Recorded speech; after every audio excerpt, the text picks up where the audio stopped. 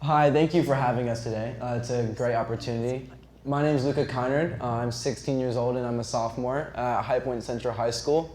And I come all the way from High Point, North Carolina. I'm very grateful for the opportunity to come out and speak to you guys about my experience and my story. So first off, I want to go over where I first began with nicotine introduction. I started off doing chewing tobacco in the 8th grade, right before freshman year. It was introduced to me at a Boy Scout or a youth leadership training. And for me, I know it's a sad case, right? And for me, growing up as a kid, I didn't really have a lot of friends. I'm an only child, so I don't have that sibling interaction. So for me, growing up as a kid, even though I did do sports and I did do Boy Scouts, I definitely felt very lonely and very solo. So for me, fitting in was always a big thing, and I always wanted to have those friend groups, and I always wanted to go out and have fun just like everybody else. So fitting in was my biggest thing. And when you're 8th grade, about to be a freshman, that's all you want to do is fit in high school. So for me, using tobacco and using these products was the greatest way for me to fit in at the time, or the greatest introduction for me to fit in. So for me, that's what it was, and then it easily and very, very fastly became an addiction.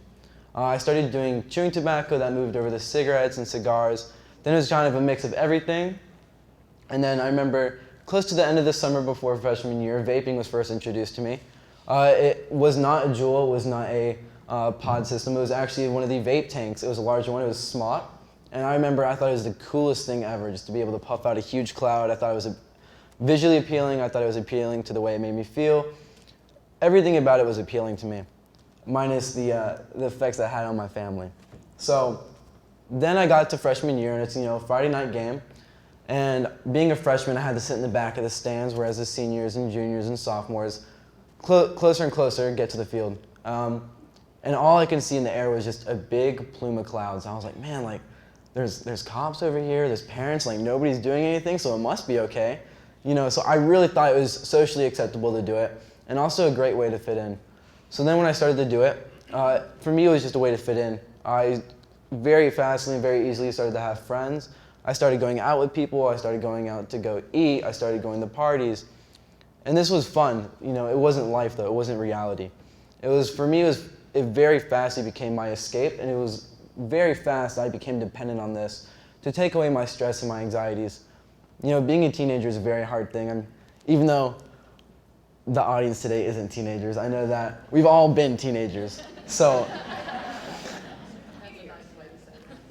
I know that we all have stressors that go on in our life, whether it be social, whether it be work involved, or whether it just be anything, whether it be between family or just within ourselves. And as a teenager, gosh, we have so much hormones. Gosh, we are just going through it every single day.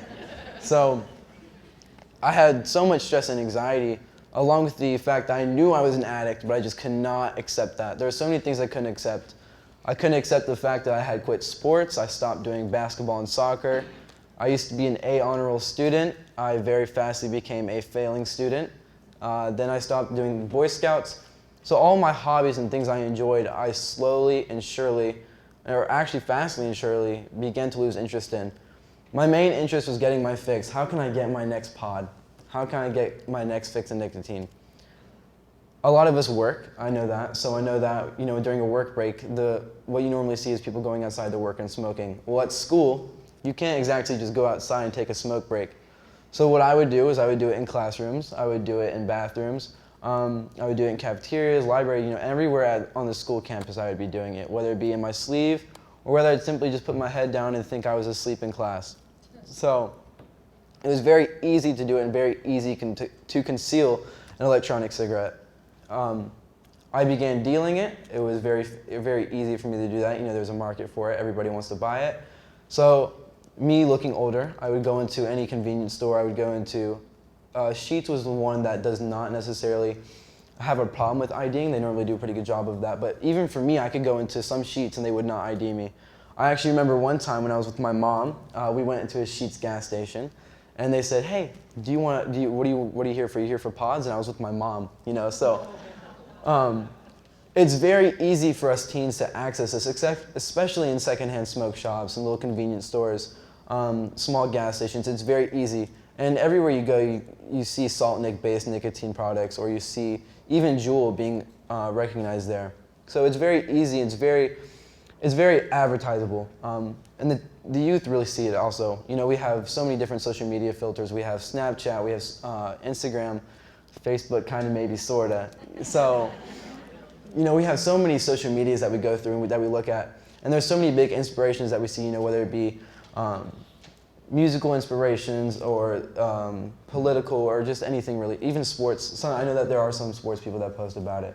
So we have all these eyes on us and all these eyes that we're looking at, and we just start to think, how are we going to be enough? How are we going to be enough for these parents? How are we going to be enough for these bosses, for these employers, for these teachers, for these coaches?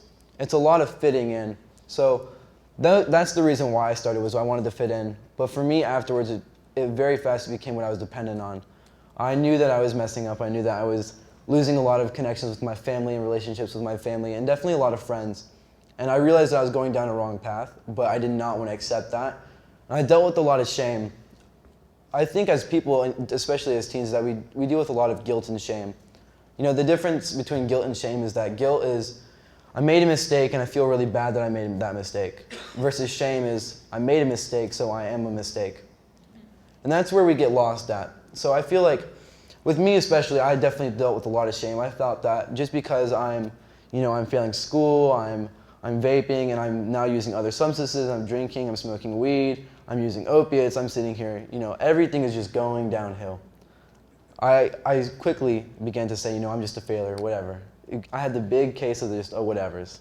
So you get to the point where you feel defeated within yourself and you just want to stop and you just don't really care. And that's what I did. I didn't have any value for myself. I wouldn't care what was happening with myself. All I wanted was I wanted my fix, because for me, that was my escape. You know, taking that long draw and then puffing that out.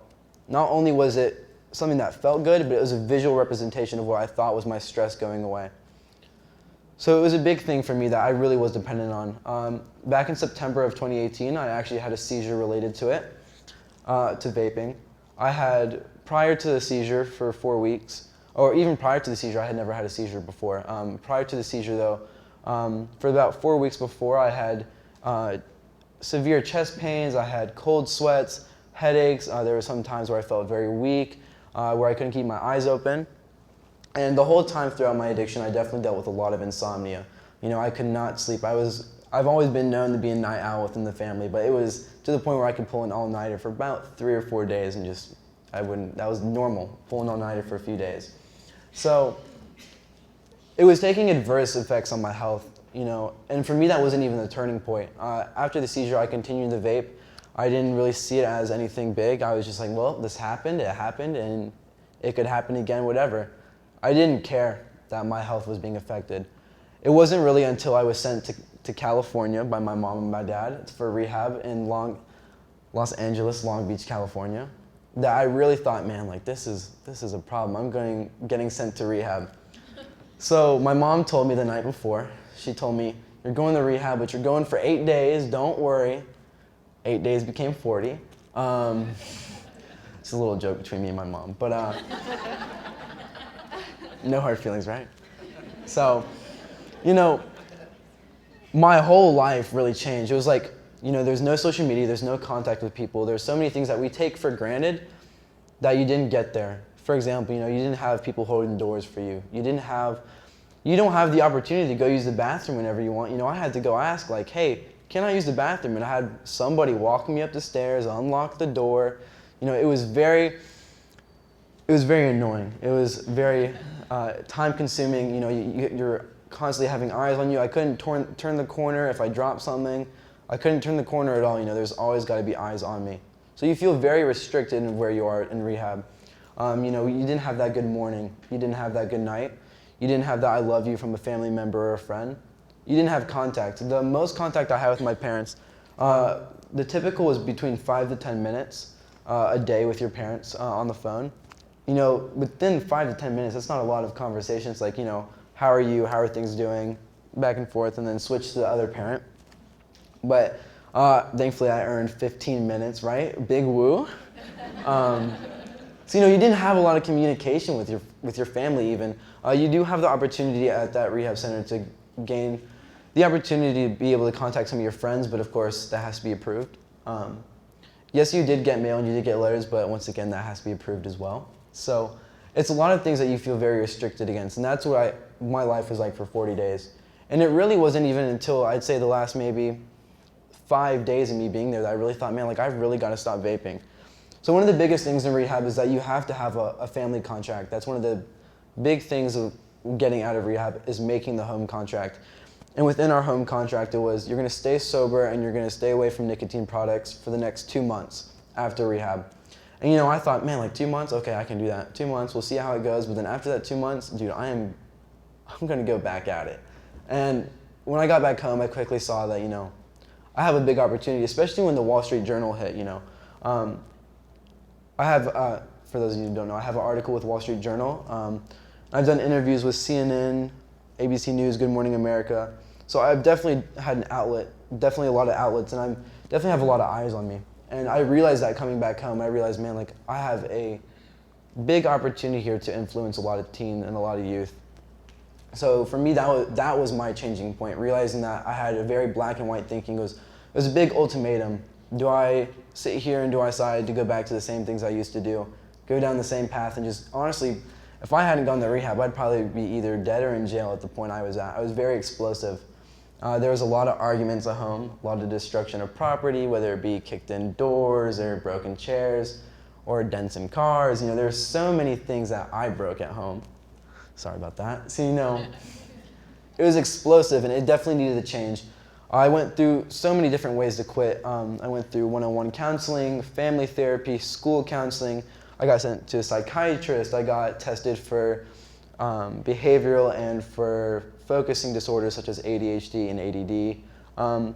And all of that, even throughout that, the answer was, oh, it's just him being a teenager. It's just him growing up. It was never the fact that it was a substance abuse problem. And that's how I feel it should be treated. After rehab and being sober now for so long, I was actually just hit 7 months sober yesterday, but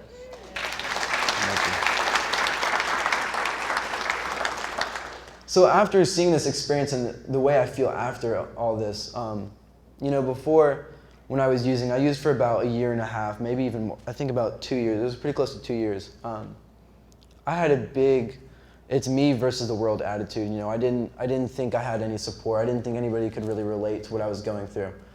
Versus now, you know, I'm so happy to be alive. I'm so happy to be here. Versus where I was, gosh, 7 months ago, I hated everything about it. I was like, I remember telling people when I was told I got sent to rehab, I told them, I was like, dude, like they just hate me. Like my mom and dad just hate me. Like they're sending me to rehab for nicotine. Like that is so minor.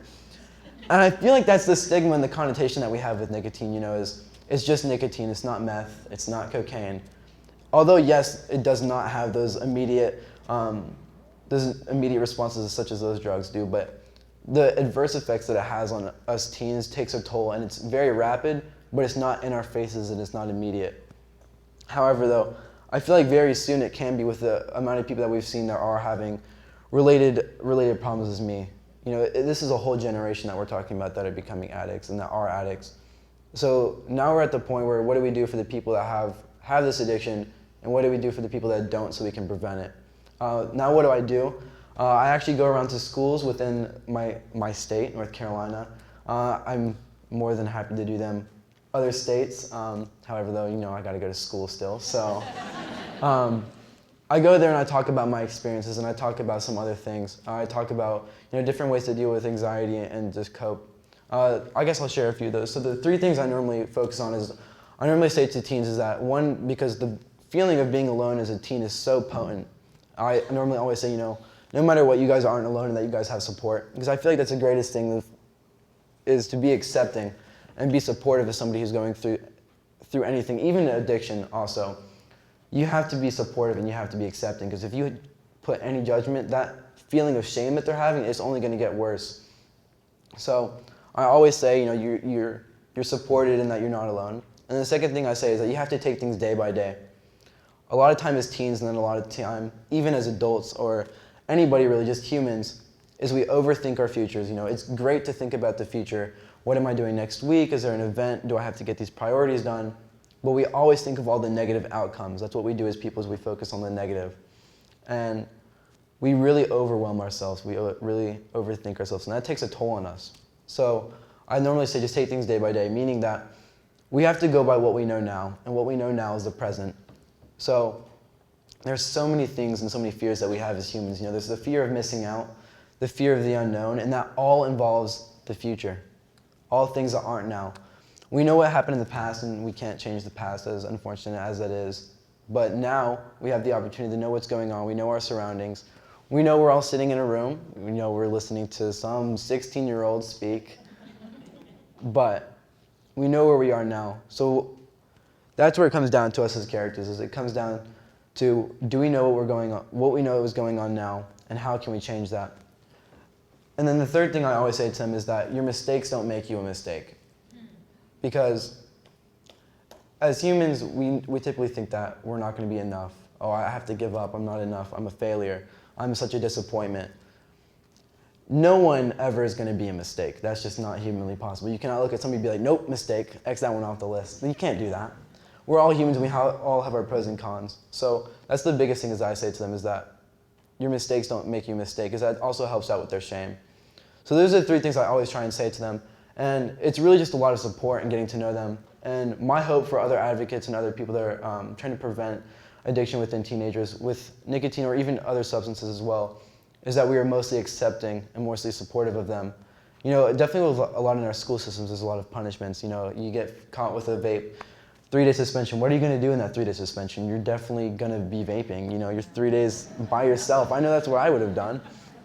So instead of punishing the people who are going through a rough time or going through an addiction, what we need to do is, I feel, is that we need to be very supportive and very accepting, because that's all they want, is to not have that feeling of shame anymore. So thank you for your time, and I'm going to pass it over to my mom.